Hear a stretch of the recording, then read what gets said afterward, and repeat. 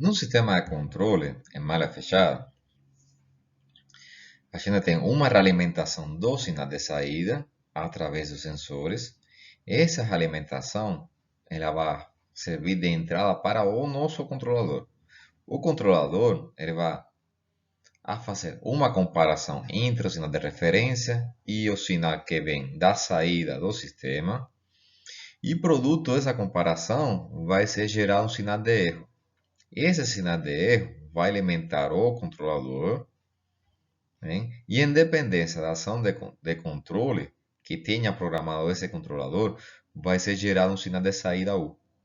Esse sinal de saída U é o nosso sinal de entrada para o processo, para a planta. Você vê aqui que o sistema dinâmico, às vezes ele pode conter já o autuador, ou seja, o autuador está já embutido dentro da dinâmica do sistema, ou pode estar fora. E a gente aqui tendria então, se o autuador introduzir alguma dinâmica também, ou seja, se ele for representado por equações diferenciais, a gente teria que levantar o modelo desse autuador, levantar o modelo da planta e juntar os dois modelos, certo? Então, basicamente, isso é aqui como funciona um sistema em malha fechada. Né? Então, mesmo que o controlador seja essa parte aqui, o comparador também forma parte do controlador automático. Então, dentro do controlador automático é que é feita essa comparação entre o sinal de referência e o sinal que sai do sensor. O controle mais simples que tem é o controle on-off, o controle liga e desliga. Né? Esse controle é muito barato. Tá? E ele é utilizado em sistemas onde não é necessário uma ação de controle muito eficiente, onde a saída pode ter uma folga, ela pode operar dentro de uma faixa de funcionamento sem grandes problemas. Como é que funciona esse controlador on-off? Bom, a saída do controlador ela vai ter dois valores, o 1 e o 2. O primeiro valor ele vai corresponder quando o sinal de erro é maior que zero. E o segundo para quando o sinal de erro é menor que zero. Ou seja, para erros positivos, ele vai gerar um 1. Para erros negativos, ele vai ter um U2. Como é que é representado isso aí? Bom, o controle on-off é como se fosse, ele vai implementar como se fosse a função sinal. Né? Ele vai ter o 1 quando o erro positivo, vai gerar um sinal 1, e um U2 quando o erro for negativo. Esse U2 aqui, ele pode ser zero também, ou seja, vai ter um valor quando o erro for positivo e zero quando o erro for negativo, por exemplo. O que acontece também? Que usualmente o sistema ele tem uma diferença, um erro aqui diferencial. Por quê? Porque na hora que ele vem de um erro negativo a um erro positivo, ele vem por aqui. E na hora que ele vem de um erro positivo para um negativo, ele tem por aqui. Então acontece aqui um esterese, bem, nesse controlador. Esse esterese, esse intervalo diferencial, faz com que o controlador mantenha seu valor atual até que o sinal de erro tenha variado o suficiente. Porque se não pequenas variações, imaginem que o controlador está variando em torno de zero. Está em zero e dá 0,1. Aí dispara o controlador, gera o 1. Aí vai para menos 0,1. Aí vai para o 2. E assim ele se manteria oscilando para valores muito pequenos. Então é interessante colocar uma esteresis, um intervalo diferencial no meio, tá? Uma tolerância aí, que ele somente vai a mudar de estado quando o valor do erro ultrapasse aquele intervalo diferencial que você determinou. Então vamos ver um exemplo. Imagine que você está controlando aqui um reservatório de água também através de uma válvula solenoide que é essa aqui. Essa válvula solenoide é liga-desliga, zero e um valor alto, tá? Então, o controle, né, é feito pela válvula solenoide e a equação diferencial do reservatório já vocês conhecem. é essa aqui, dada por essa expressão aqui. Variável de entrada vai ser a vazão. Temos aqui a vazão. E a função de saída é essa aqui. Quando você resolve a equação de estado, vai ter essa função de saída aqui. Bem? Então, você vê que é um sistema que todo mundo conhece. Você tem uma boia, tá? Essa boia aqui, ela vai, na hora que aumenta o nível de água, ela vai abrir o circuito e aí para, hein? A válvula solenoide para aqui para a vazão da entrada. Na hora que o nível diminui, aqui a boia desce e fecha o circuito, e aí o circuito, a válvula solenoide ativa aqui, abre e tem de novo uma vazão de entrada para o reservatório. Um sistema bem simples, né? Então vamos ver como é que funciona esse sistema na prática. Ó, aqui eu coloquei aqui a resposta ao sistema, coloquei um sinal de referência em 1, bem? Ou seja, a gente quer manter o sinal do reservatório em 1 metro, por exemplo. Ó. E observem que ele funciona oscilando. Aqui eu coloquei dois valores diferentes para aquele intervalo diferencial. O primeiro é uma faixa 0.3, ou seja, mais menos 0.3, ou seja, quando o erro ultrapasse módulo de 0.3, seja para cima ou para baixo, aí vai ser mudada a ação de controle, ou seja, o sinal do controlador. Que seria o caso azul. Você vê aqui que aqui quando o erro aqui ultrapassa 1.3, ou seja, o erro é 0.3, sinal de referência 1.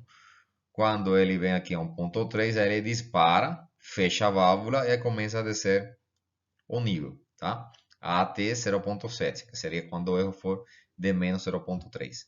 Aqui dispara de novo e ele se mantém oscilando dentro dessa faixa aqui de operação. Como eu consigo diminuir esse erro aqui, diminuir essa faixa aqui de operação? Bom, diminuindo o intervalo diferencial, ou diferença gap. E aí, eu coloquei agora, por exemplo, 0.1, 0,1. Aí o que acontece? Quando ele chega aqui a 1.1, ele dispara, fecha a válvula, e ele começa a descer até chegar a 0,9. Aí aumenta de novo. E assim vai. Então, diminuindo aqui o intervalo diferencial, eu consigo diminuir a faixa de operação e tornar o sistema mais exato. Só que, você vem aqui, por exemplo, com uma faixa com intervalo diferencial de 0,3, aqui desse ponto aqui, seria, aqui a gente tem uma comutação e aqui uma outra comutação. Ou seja, duas comutações nesse intervalo aqui até aqui. E já o sistema com a faixa 0.1, a gente teria 1, 2, 3, 4, 5 e 6. Ou seja, triplicou o número de comutações que vai sofrer aqui a válvula solenoide. Logicamente, quando você tem mais comutações, o que vai acontecer? O atuador, que seria a válvula, ele vai ter um tempo de vida menor, porque você está forçando o trabalho dele muito mais. Então, sempre você tem um compromisso entre exatidão, qual é a exatidão que você deseja, e qual é o tempo de vida do seu dispositivo. Se você quer que ele esteja continuamente oscilando de um valor ao outro, aí você diminui a faixa do intervalo diferencial. Você melhora a exatidão do processo, só que ele está constantemente fazendo comutação de um estado ao outro. Já quando você tem menos comutações, o intervalo de operação, a faixa de operação é maior e você tem menos exatidão. Então sempre tem um compromisso aí. Esse tipo de controle on-off é muito utilizado porque ele é muito simples. É utilizado por exemplo, em controle de nível de reservatórios, a partir de boias. Ele é utilizado também em a geladeira. A geladeira que funciona como? Você liga a temperatura até que chega no valor, ou seja, liga o motor até que você chega no valor desejado, o compressor.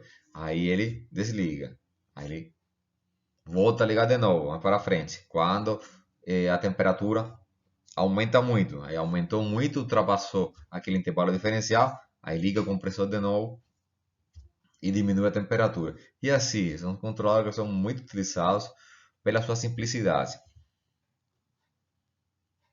Porém, eles não são tão exatos. Chegamos aqui agora ao controle PID. O controle PID é um controle que é o mais utilizado na indústria, né? Porque é um controle que é muito simples, né? Ele é muito robusto também. Ele é funcional. É um controle que é bem antigo. Ele é utilizado desde o século passado. Então, é um controle que é muito utilizado na indústria até os dias de hoje. Um controle bem simples e o resultado que você tem com esse controle são muito bons. Hum? E um controle que pode ser utilizado, basicamente o controle é utilizado para sistemas que são CISO, bem, de uma única entrada, uma única saída, como é o caso também do controlador on-off, uma única entrada, uma única saída. Se ele consegue controlar somente uma entrada e uma saída ao mesmo tempo. E quando você tem sistema mais complexo, então aí você tem que adicionar outros controladores e fazer uma estratégia de controle um pouquinho mais complexa. Esse controle PID, se chama PID porque ele tem três ações de controle diferentes, uma ação de controle proporcional, uma outra ação de controle integral e uma outra ação de controle derivativo. Então, a ação de controle proporcional, ela vai fazer o quê? Basicamente, ela vai pegar o sinal de erro, que é gerado quando você efetua a comparação entre o sinal de referência e o sinal de saída, e vai amplificar esse sinal de erro, vai multiplicar por uma constante Kp.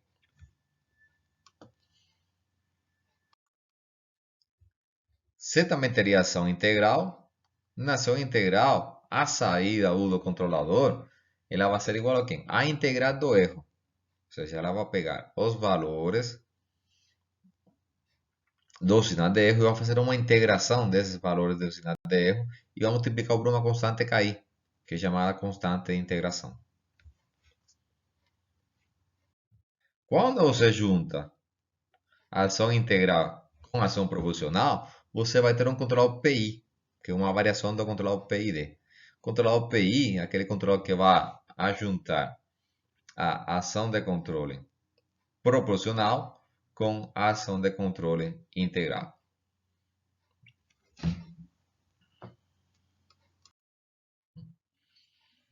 Se você quiser adicionar uma ação de controle derivativa, você precisa fazer o quê? Você precisa calcular a derivada do erro. Você vai calcular a derivada do erro. Em sistemas que sejam discretos, digitais, você vai fazer simplesmente o quê? Vai calcular o valor do erro atual menos o valor do erro no instante anterior de leitura sobre o intervalo de tempo de leitura. E você, bom, controla PD, que seria o caso proporcional derivativo, você consegue fazer o quê? Adiciona aqui o efeito da ação de controle proporcional junto com a ação de controle derivativo. E por último, a gente tem aqui o controle completo, que seria o PID, que seriam com as três ações de controle. Ação de controle proporcional, ação de controle integral e ação de controle derivativa. Bem? Então, você vê que se você eliminar alguma dessas ações de controle, você elimina, se você zerar alguma dessas variáveis aqui, você elimina a ação do controlador. A ação dessa parte do controlador.